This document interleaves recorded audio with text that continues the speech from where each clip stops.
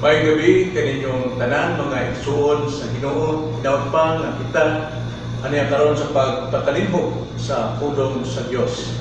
Atong pag-ablihan ang balang kasulatan sa Roma 8. Roma 8. Manay pulong sa Ginoo itong pagbasahon.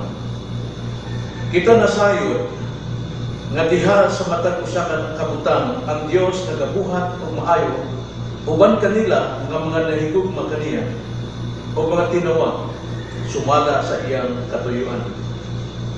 Kay sila nga mga giilan niyang daan gikabutan usab iyang daan nga may sako sila sa dagway sa iyang anak aron kini siya mahimong mauy panganay sa daghang mga magsuon. Og sila nga gikabutan niyang daan, iya usab sila nga gitawag. Og siya nga iyang gitawag, iya usab sila nga gimatarong. Og sila nga iyang gimatarong, iya usab sila nga gidala ngadto sa himaya. Mao kini ang pulong sa Ginoo, hinaut pa ang Dios may panalangin sa pagkabasa sa iyang balaang kasulatan. Makamputan. So, salamat Ginoo ning higayon nga aniya sa kami sa pagpatalim mo sa imong pulong hinaut pa ang walang espiritu nga may maghatag kanamo o kasabot diha sa imong walaang pulong. O hinaut pa nga imong pagtabangan ang imong sulugon diha sa pagsaysay, diha sa pagwali sa imong balaang kasulatan. Okay, among pagkampo, di alam sa ngalan sa Ginoo, sa Kristo. Amen. Doon ay mga tao na naibaw na, nagasulti nga, ibaw naman ko niya ng tanan. Apan nga akong pangutana, naibaw na ba nimo ang mga butang nawa pa ng mga paminawi?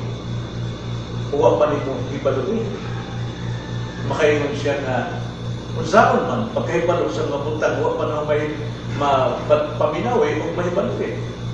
Busa na panghimatuod lamang, nagdilit na ng butang, ato nang nahibawan. Kung dili pinasigan lamang, sa unsay atong nabatian, o kung sa'y atong natuuhan. Nining mga pulong nga atong ibasa, karoon ng igsoon, nining Roma 8, 28 nga sa 30. Usanin ka, gamay lamang pulong apan dunay takong sulod ini ang ngay natong mahibawan. Kay kung dili na mahibawan, nagtuo tanan giingon ni Kristo sa 1:31 at 32. Na kung kamo magapabilin sa akong pulong, iluog na kamo akong mga tinun-an, o may baluan ninyong maturan, o ang kamaturan o pagpakahigawas para manato. Subusaan kita makahigawas diha sa mga butang nga wa pa nato masabti apan doon natin lain pangunahuna atong paminawon o angay natong mahibawan nung say sulod niining mga bersikulohan. Ang maong uluhan sa atong pagtulunan karon na atong uluhan o unsa may angay natong mahibawan, unsa may angay natong mahibawan. Now, niining Roma 8, 28 ngadto sa 30, ang konteksto niini, nagsaysay si Pablo, gikan dito sa Roma 1, kapitulo 1, hangtod sa Roma 8, kung unsa ka makasasala ang tao, o unsa ka ulipon ang tao sa sala, o sa diha nga ang tao musali kang Kristo, siya usa na ka gawas ng pagkatao. Nagaingon sa Roma 8:1, nga katong anak ng Kristo wala na sa hukom. O siya, magapanginabuhi nga, doon na na'y matarong. Apan, kung sa may angay natong naibawan niining mga bersikuluhan, na doon na'y tulo kahiyas na atong angay ng naibawan niining bersikuluhan. Tulo ka hiyas na angay natong pugtan. Primero, atong pugtan ang maayong buhat sa Dios. Ang maayong buhat sa Diyos. Nagayon ang versikulo 28. Kita nasayo, nagdiha sa matag usa ka butang, ang Diyos nagabuhat og maayo, uban kanila na mga nahigugma kaniya og mga tinawag, sumala sa iyang katuyuan. Pinasikat dito sa konteksto na ang tao malaya na, doon na siya kagawasan. Ang tanang butang nagkausa kini aron sa paghimo og maayong mga buhat naggikan sa Dios. Now kining maayong buhat sa Dios nga mahitabo, dili kini alang sa tanang katawhan, kundi kini angay lamang sa mga nahigugma kaniya. Sumala sa iyong dinhinga, kita nagasay kag diha sa matag usa ka butang, ang Dios nagabuhat og maayo uban kanila nga mga nahigugma kaniya. Dili kini sa tanang tao, kundi ngadto lamang sa mga nahigugma kaniya. Dili po ni sa tanang nagaingon nga ako Kristohanon apan wa nahigugma sa Dios. Nakinsa maning mga nahigugma sa Dios. Sila ang nag-ingon diha sa 29, kay sila nga giilan niyang daan. Sila katong mga giilan ng daan sa Dios. Dili ba tanang tao kailhan man nahigugma man sa Dios? Dili. Kay tunod ang mga tao sumala sa kasaysayan sa balang kasulatan nga diha nagpakasala pinaagi sa una natong ginikanan, ang tanang kaliwatan nahulog gyud sa pagkakasala o ang tungod ang tao naa sa kasalanan, ang gitawagan sa Biblia ang mga tao unod nun. Nagaingon sa Roma 3:23, tungod ang tanang tao sanglit na kasalaman ang tanan o nakabsan sa himaya sa Dios. Tanang tao nakabsan sa himaya sa Dios, busa kining mga tawhana gitawag kining unod nun diha sa Biblia. Og ang unod nun nga mga tao dili gyud makahatag og himaya sa Dios. Roma 8:7 ngadto 8 nag-ingon, kay kaaway sa Dios ang pangunahuna nga alang sa unod. Kini nagadumili sa pagpailalom sa kasuguan sa Dios. Sa pagkatinuod, dili kini makahimo sa pagpailalom niini. O ang mga anak sa unod, dili makapahimuon sa Dios. So, dili makapahimuon, kitungod ang mga taong nasa unod, sila, wala di paghigugma sa Dios, inay sila'y batok sa Dios. Busa kining pulungan na ang maayong buhat sa Dios alang lamang netong sa mga nahigugma kaniya. O katong mga nahigugma kaniya, mapinasayod ni ining tanan. Na Dios nagalihok sa tanang butang alang sa kaayuhan sa mga taong nahigugma kaniya na iyang mga tinawag. Ikaduha, kinsa man yung mga nahigugma kaniya? Kadtong iyang mga tinawag alang sa iyang katuyuan. Busa, nag-ingon din apan, ang sabi sa atong teksto sa Roma 8, na kay sila nga sabi tinabi nga giilan niyang daan, gikabut-an usab niyang daan nga mahisama sa igdagway sa iyang anak, aron kini siya mahimong maoy panganay sa daghang mga magsuon. 30. Og sila nga gigabut-an niyang daan, iya usab sila nga gitawag. Kadtong mga nahigugma kaniya, gikabut-an kaniya, mausap sila mga gitawag alang sa katuyuan sa Dios. Busa tanang butang para sa kayuhan nagalihok ini. Labot pa niini, bisan pa ang atong mga palakian, unsa man mga kalistanan, kining tanan, nagalihok ini aron diha sa kayuhan sa mga taong nagamahal kaniya. Bisan pang akong kalistanan, bisan pang paggawa sa akong cellphone, kanang tanang butang nagalihok alang sa kaayuhan sa mga nahigugma sa Diyos. Busa, bisan pang hain ka ng lugar, mahimutan, kung sa mga klase imong trabaho, hain ka man nagtrabaho, hain ka man nagpuyo, ikaw gipahimutan sa Diyos ni anong luna aron sa paghulma kanimo sa mas maayo o mas labaong taas o blipong pagkatao alang sa iyang himaya.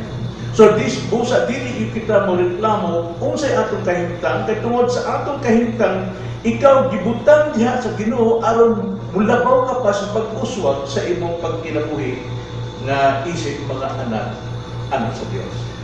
So atong puktan ang maayong buhat sa Dios. Dunay maayong buhat sa Dios dinhi sa atong mga panghitabo. Ikaduha, atong puktan ang hiyas nga unsa nga sa maayong plano sa Dios.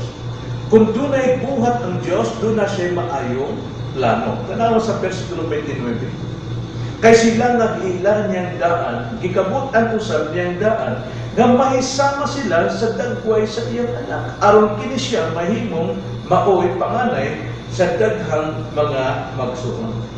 Unsa may plano sa Dios sa tanang mga nahigugma kaniya nga naa diha sa kahimtang bisan pa sa kalisdanan o sa kaayuhan unya ang tanan mo inaglihok diha aron siya mahulma sa maayong plano sa Dios. Unsa may maayong plano sa Dios nga ang matag usa nga nahigugma kaniya may sama sa dagway sa iyang anak nga wala lain kundi si Jesucristo. Busa aron kini matuman ang plano sa Dios kadtong iyang gikabutan, no? Iyang giilang daan. Tanawa sa 29. Kay sila nga giilan niyang daan, gikabutan usab niyang daan nga maisama sila sa dagway sa iyang anak. Iya kitang giilang daan. Dili pag-ila nga nakailan na ang Diyos nimo sa tanan. No? Nga naglamtaw ang Ginoo nga ikaw mailhan, yan nga lang dili. Pag-ila, ang buot pasabot na ikaw musalig kang Kristo, dili po sa pag-ila na ikaw musalig mag-abot sa adlaw.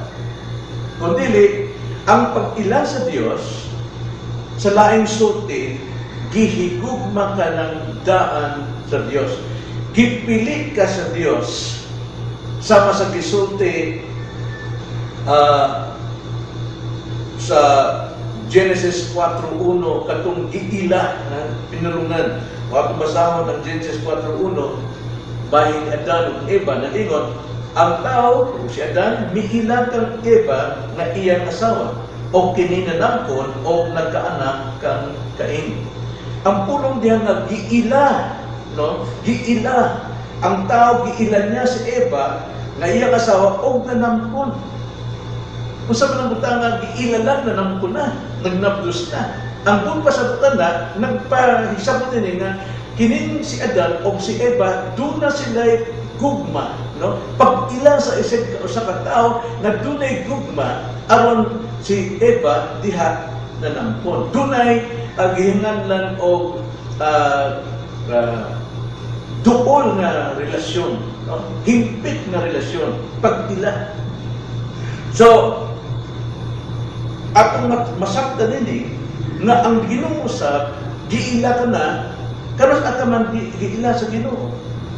Niadto sa wala pa buhata ang kalibutan. Mao nga kita makagugma gyud sa Ginoo kay tungod siyang unang nahigugma kanato. Sumala sa 1 John 1 chapter 4 verse 19. Kita nahigugma tungod kay siya mauman ang unang nahigugma kanato. Nang pasabot pa niya na Efeso 1:4 na kita iyang gipili, no? Before the foundation of the world to be holy and without blame. Wala yun na ingon nga ikapasagil ka nato. So iya kitang gikabutan daan, giila kitang daan o iyang gikabutan daan. Sumala sa atong teksto, atong balikon ang Roma 8:29 na ingon kay sila nga mga giilan niyang daan, gikabutan usab niyang daan nga may sama sila sa kagway sa iyang anak. Now, usa ang pagkahimo sa usa ka masasala sama nako aron mahimo sa sama sa dagway sa iyang anak. mao kini ang misteryo diha sa bagong pagkanak o born again experience. Kadtong mga tao nga gianak og usa unya misalig kang Kristo, sila nangaluwas. Og silang mga gianak o usab tungod kay Kristo na nagaingon sa 2 Corinthians 5:17. Busa kun ang tao anak kang Kristo, siya bag-unang binuhat. Ang daang mga butang nagpangagi na, tan-awa ang bag-ong mga butang nahiabot na. Sa busa, iya kitang gigabutan aron maluwas, mamahimong anak ang Kristo, aron kita may sama sa dagway ni Kristo. No? Ikabutan kita nga muduol kang Jesus. Nagdi mo ta basta-basta lang mahimong mana kang Kristo kung walay nahitabo na itong pagduol kang Jesus. Apang sa pagduol sa mga taong makasasala na patay sa kasalanan, kanya mo duol kang Jesus. Imposible mo sigurong patay, mo duol, o higugma, o musalig kang Jesus. Kinahanglan sila pagabuhion. O ang tanang pagduol diha dili pinaagi sa atong pagalingon, kay tungod kita watay ingon kaarangan nga makabuhat og mga espirituhanong utang ngadto kang Kristo. Busa nagaingon sa Juan 6:37. Nagaingon dito, ang tanan nga gihatag kanako sa Amahan, muari gayud kanako og siya nga muari kanako dili ko gayud igakasalikway. Kadtong giilang daan na sa Dios, no? Dito pa lamang sa walay sinugdanan nga iyang gimahal, mao katoy ihatag ngadto kang Hesus Kristo. Busa nag-ingon si Kristo, ang tanan nga gihatag kanako sa Amahan, muari gayud kanako. Unya sa bersikulo 65 nag-ingon, og siya miingon, mauman gani nga iingnan ko kamo na walay bisan kinsa makaari kanako gawas kung itugod kini kaniya sa Amahan. Subusa, ang pagduol nato kang Kristo pinaagi sa grasya sa Amahan. Ang paagi sa grasya sa Amahan mao kini ang pagkaanak nato sa bagong kapanganakan diha kang Kristo. Busa kadtong giilan yang daan, gibutan usab nga makadungog sa tingog sa Dios, tingog ni Kristo. Og sila makasalig ang Kristo, og silang nahisalig ang Kristo tagaan sa kinabuhing dayon. John 10:26-28 nag-ingon, apan kamo wala man panuo tungod kay kamo dili kauban sa akong mga karnero. Ang akong mga karnero nagapatalinhog sa akong tingog, o ako nakaila kanila, o sila nagasunod kanako. O gihatagan ko sila kinabuhing dayon, o sila dili kayo malaglag, o walay bisan kinsa na makaagaw kanila gikan sa akong kamo. So mao na misteryo nga kung ang Ginoo, ang Dios magalihok diha kanimo sa imong kinabuhi samtang nagapaminaw ka sa pulong sa Dios, ang balang espiritu mo ay muabli sa imong kasing-kasing aron kadtong pulong ni Kristo nga imong nabatian masabtan nimo og katoy mo abli sa imong tibuok pagkatao. Ianak ka diha pag-usab aron ikaw diha makatawat diha sa pagsalig nga makaluwas. Sumada tungod ni ana makatuo ka kang Jesus. Busa tanang utang mubuhat og maayo sa mga nagmahal kaniya nga giilang daan o gimbutan og daan aron kita may sama sa dagway sa iyang anak. Managmaya kita niining balita. Busa magkalipay kita. Bisan pas tanan natong mga kagulanan sa tanan pa natong pagsulay, ang tanang pagsulay kanang tanang utang nagkaliho ka na alang sa atong kaayuhan.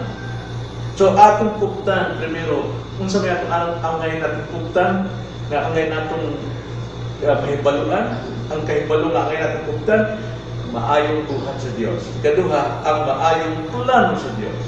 Kunya ikatulo, kuptan nato ang maayong tumong sa Dios. Doon ay paimna ang tanan. Nining maayong buhat sa Dios, maayong plano sa Dios. Doon na sa maayong tubong sa Dios. Versikulo 30. Og sila nagikabutan niyang daan, iya usab sila nga gitawag. Og sila nga iyang gitawag, iya usab sila nga gimatarong. Og sila nga iyang gimatarong, iya usab sila nga dalang ngadto sa himaya. Pagkanindot nining maong tumong sa Dios. Aron kita dag-on ngadto sa himaya. Wow. Kung sa primero atong timan-an, ang giila o gibutan niyang daan, iyang gitawag. Iyang gitawag pinaagi sa wali sa Ebanghelyo.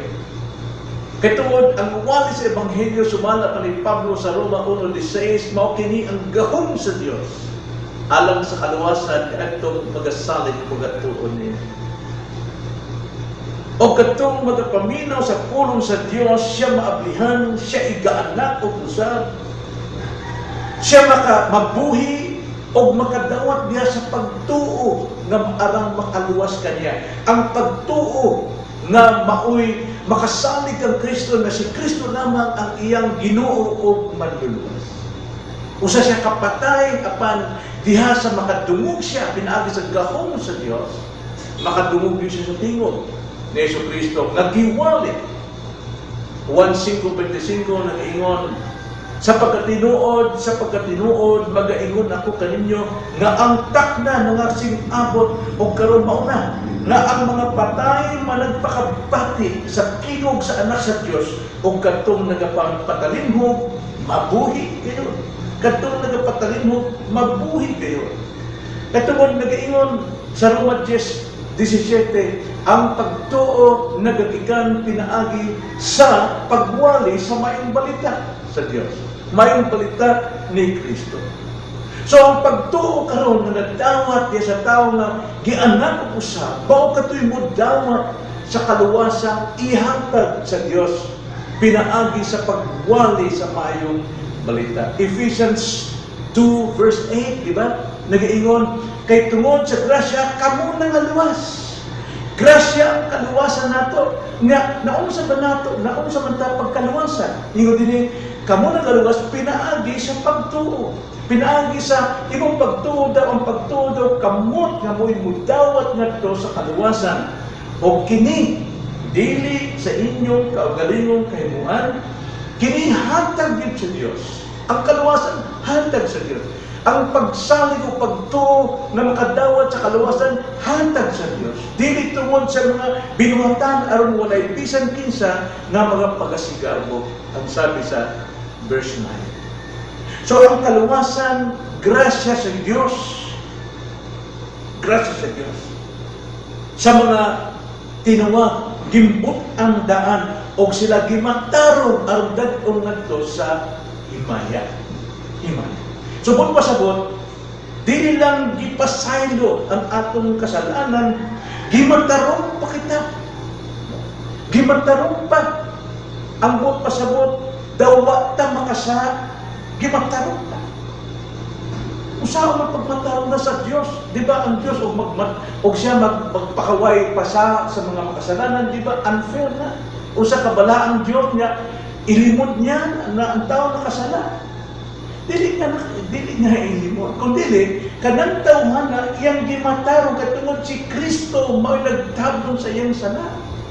Pinaagi sa pagtabon sa dugo ni Kristo niya ng tao misalig kang Kristo, gimatarong ka na sa Dios, sa usa ka bala ang Dios.